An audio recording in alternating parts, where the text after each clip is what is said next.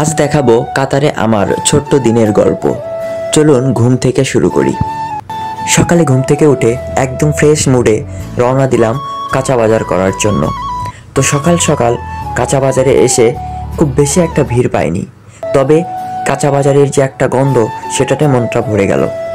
সত্যি বলতে প্রবাস জীবনে সব কিছুর পরে, সকাল হোক অথবা ডিউটির পরে হোক, যখন আমরা বাজারে ঢুকি তখন মনে পড়ে যায় সেই পুরনো নিজের দেশের কথা। নিজের দেশে আমরা যেমন টাটকা টাটকা সব শাকসবজি কিনতাম, এখানে খুব সেরকম পাওয়া যায় না।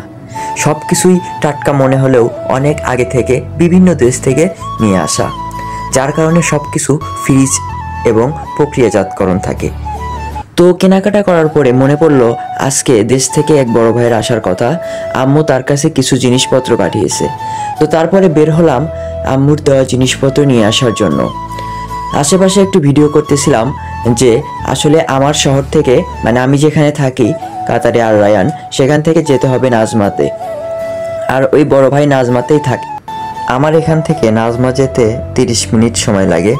তো যাওয়ার মাঝে অনেক এনজয় করলাম, সাথে বড় ভাই ছিল কামাল ভাই, কারণ আমি যেখানেই যাই সেখানেই কামাল ভাই থাকবেই, আমরা দুইজনে একসাথেই ঘোরাফেরা করি।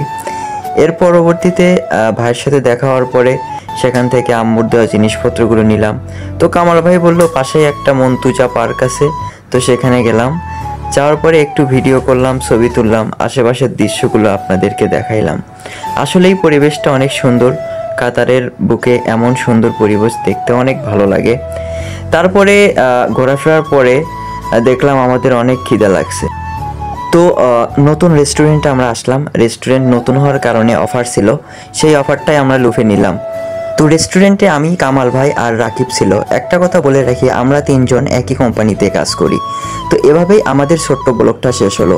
যদি ভালো লাগে সাবস্ক্রাইব আর ফলো করতে ভুলবেন না। আল্লাহ হাফেজ।